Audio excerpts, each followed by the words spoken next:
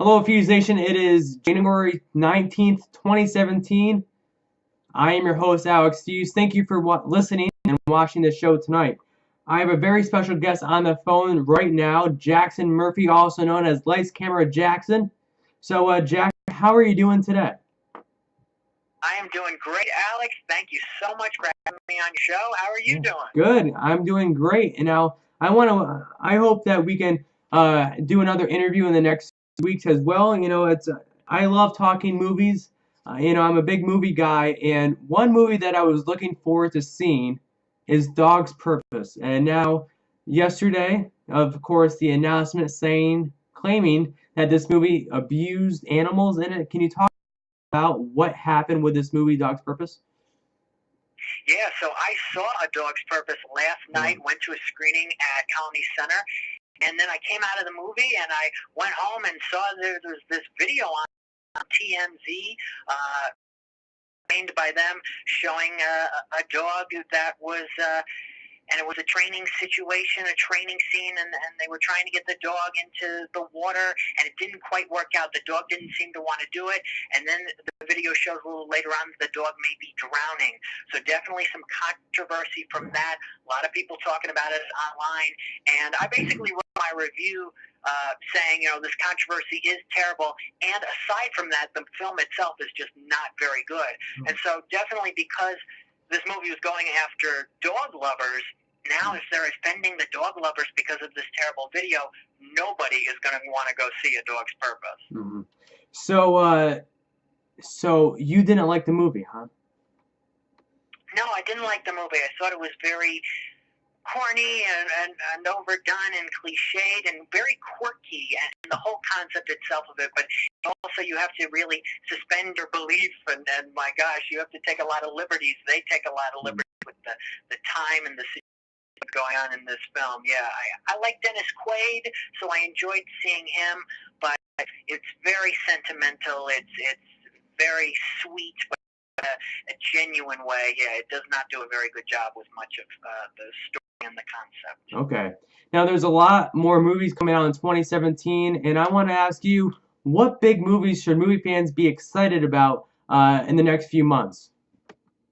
Man, we've got Logan coming out at the beginning of March. This is Hugh Jackman in his final performance as Wolverine, although he always keeps talking about recently, I want to make a movie with Ryan Reynolds and make a Deadpool Wolverine movie, so maybe he'll do another Wolverine, but they're promoting this as the final one, and it looks very intense and very dark, and it's going to be rated R, which is what Hugh Jackman has wanted all along.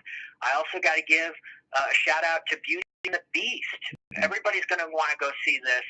It opens March 17th, Disney's live-action version of their animated classic, which is also my and Emma Watson is Belle, and there's going to be new songs and new characters, so they're definitely taking some risks with the story. So on top of those and the new King Kong movie coming out in March, and Power Rangers is coming, March is really going to be a huge month of the movies. Now, my favorite genre for movies are comedies. What comedies can we be looking forward this year? Oh, comedies. You know what's interesting about comedies is that most are like dramedies these days. Yeah. There aren't as many straight-out comedies. I know there's a comedy coming out. My gosh, let's see. There's one called Snatched, which is with Amy Schumer and Goldie Hawn, that is coming out for Mother's Day weekend.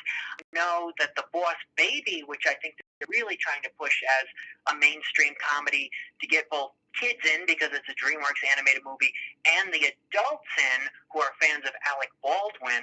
Boss Baby is coming out March 31st. Not a lot of traditional comedies. Nobody really makes many of those anymore. Frankly, the studios say, look, either the movie's got to be rated R and be super, super raunchy in order to be a comedy, or we don't want the movie at all. Rarely any just regular PG-13 comedies anymore. Okay. Now, I'm a huge Alec Baldwin fan, and he, of course, portrayed Donald Trump on Saturday Night Live during the election season and is still doing that today, right now. So, Jackson, I have to ask you, would you watch a movie about the 2016 election? Would I watch a movie about the 2016 election. I think it's eventually going to get made. What I think is a great film is Game Change, which was about the 2008 election. And Julianne Moore was phenomenal as Sarah Palin, and Ed Harris was in it, and Woody Harrelson, and they were both fantastic. It was a really interesting movie.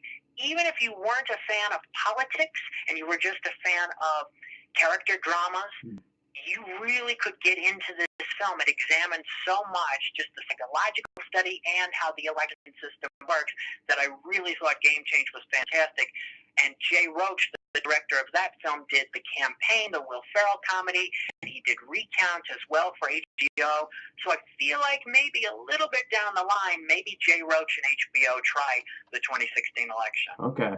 Well, I would definitely watch that because that was an event that, was definitely unexpected. And it just seemed like every day there was a new development that, no one could have predicted as well. So, it would be a very entertaining movie when it probably shouldn't be that entertaining. But it would be a drama, I think, a really solid drama. Yeah, there would definitely be a lot of material to cover. They would definitely have 2 hours worth of material for sure. Mm-hmm. Okay, Jackson, we'll talk a little about your career and how you got into this. Now, are you still in high school? I am in college now, actually. I am a freshman at the College of St. Rose, which is where Jimmy Fallon went, first-year student at the College of St. Rose, and I'm having a great time there right now, a lot of fun. Yeah, so Jimmy Fallon, of course, hosts the Tonight Show, and he hosted the Golden Globes a few weeks ago. So what do you think about the Golden Globes? Do you like it? Jimmy Fallon, the pre-taped piece at the beginning, his musical number, which was a tribute and an homage to La La Land, my favorite film of 2016, I thought was really well done, really funny. And then he came out on stage, and the teleprompter was out, and he didn't know what to do, and he kind of froze up for about 45 seconds before they brought in the new teleprompter and fixed everything. But then he made a joke about Mariah Carey when it came to that and made it a little better. The Golden Globes is always a very unpredictable show to watch. You never know what's going to happen. I'm glad La La Land won 7 awards, a record-breaking 7 Golden Globes, including Best Picture, Comedy, or Musical, because it is such an unbelievable movie and it deserved all of those awards. And I also got to say, I'm a member of the Broadcast Film Critics Association, so we had our Critics' Choice Awards in December live in California on a Sunday night, and that was a very unpredictable, wild show as well with Justin Timberlake and others, and it was so cool to be there. So already a couple of crazy award shows this season. Definitely, and this time of year, we got so many award shows. It's basically one every week, and I love award shows. That they're very entertaining. I like watching them. And Jackson, I want to ask you, how did you get into this career, and what do you love most about movies? I started for the local Radio Disney station in the Albany, New York area when it existed. I was going to events for them, local movie premieres and things like that, and I was talking with some of the DJs about the movie beforehand, and one of the DJs went up to my father and said, this kid knows about movies more than we do. We got to have him do something for the station. So they said, how about movie reviews? And so I started that in January of 2006, and then I was on Capital News 9, which became YNN for 5 years, and in the Troy Record newspaper as well in the Capital region. And honestly, I got to tell you, the thing I love most about movies is not only the movie experience and how unpredictable and amazing it could be, not only being in the theater, but the films you see on the screen, talking about movies to people like you, to people I meet on a daily basis. That's why I wanted to become a film critic, and I love this, just sharing my opinions, talking with people, debating issues when it comes to these movies and topics surrounding these movies. Roger Ebert inspired me to do that, and Regis Philbin inspired me to be in front of the camera. So that's really why I love this so much. Now, you just mentioned Regis Philbin, and he, of course, was on Live with Regis and Kelly, a while back. And I know there's a co-host spot open on Live with Kelly, and if, the dream spot open for you, would you take it? Would I take it? I've always wanted to do something like he did. I would certainly love to guest co-host if I had the opportunity to do so. Yeah, it seems like an incredible job because you get to interact with celebrities every single day, which is something I would want to potentially do down the line. So yeah, that would be pretty cool to do. And I know the search has been going on for a while now. It's been going on since Strahan left in May, and I think they're going to continue this maybe until this May at least to try to find a permanent replacement. Yeah, no, they didn't have. It was a shorter search one before they found Michael Strahan, right? Yeah, that search, let's see, Regis left November of 2011, and they brought Strahan in September of 2012. So that went on for 10 months. Then it was something people were really invested in because, who's going to take over for Regis? Now it's going to take over for Strahan. Doesn't quite have the same impact, but they're still getting tons of A-list celebrities to guest co-host with Kelly to see which one's the right fit. Yeah, definitely. And one thing that really hurts Live with Kelly that they want to try to, speed up this process is, of course, Megyn Kelly going to NBC and having her own potential morning talk show at the same time. This is in theory of Live with Kelly. So now she has really strong competition on another station. So what could be the future for Live with Kelly if Megyn Kelly really, competes with her on that time period? Yeah, I don't know. I know reports came out and they said that Megyn Kelly could do a 9 a.m. show, and Live with Kelly is syndicated across the country. So in most markets, it's not at 9 a.m., though not all of the markets across the country. But it's not been confirmed yet about the whole Megyn Kelly, which I know they're talking about a Sunday morning show as well. It's really confusing at this point. I know some NBC people said we're not even sure. Megyn Kelly herself might not even be sure. If Megyn Kelly was to take over at 9 a.m., going up against Kelly in many of the market around the country would definitely be competition, and so that's something they definitely have to keep an eye out for. Yeah, and also there's talk that possibly Days of Our Lives might get canceled. Possibly Megyn Kelly would be at 1 p.m. on NBC.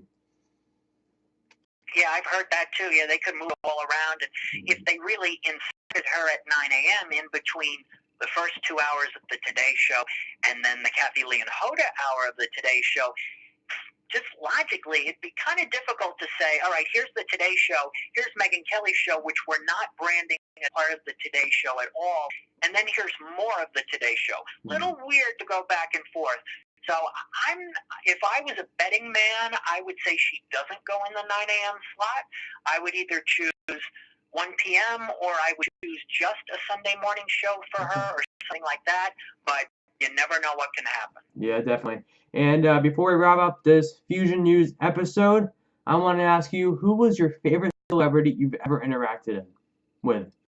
Ooh, favorite celebrity I've ever interacted with? Boy, I got to sing with Hugh Jackman at the Critics' Choice Award. Wow. It was the year he was nominated for Les Miserables, and goal going in that I wanted to sing part of the Jean Valjean soliloquy with him on camera. So I get up to him and I say, I introduce myself and I say, you were fantastic in Les Mis, and I have this idea. I saw this Regal Cinemas First Look that they did for 6 months. They showed it in the theaters. That was the making of Les Mis. And in that making of, you, Hugh Jackman, sang part of your soliloquy, and I saw it so many times when going to the movies that I had it memorized. So I asked him, can we sing this together on camera? And he said to me, I have the flu, so I won't sing it, but why don't you go for it? So I start singing it, and then he smiles, and then he ends up singing the end of it with me anyway, and he was fantastic. I always tell people that is the greatest 20 seconds of my professional career, getting to sing with Hugh Jackman. Wow, that's incredible. And Jackson, where can the fans read your movie reviews online, and also where can the fans listen to you do movie reviews on the radio, and also follow you on Twitter? Yeah, thank you. LCJ Reviews on Twitter.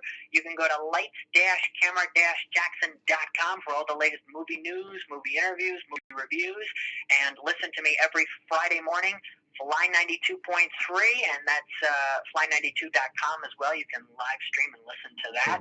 And I'm also on YouTube channel, Lights Camera Jackson, Facebook, Lights Camera Jackson, Instagram at LightsCamJackson, and Snapchat. I'm getting into that now too. LCJ Reviews. Okay, great. Thank you again for coming on my show today, and I hope to have you on again very soon. Appreciate it, Alex. Thank you very much. You too. Okay, Fuse Nation, I just wrapped up this Feuzion News episode. I'll be back here later to do another show with Bald Vinny, the voice of the Yankees Bleacher Creatures. Fuse Nation, thank you for watching. I will see you very soon.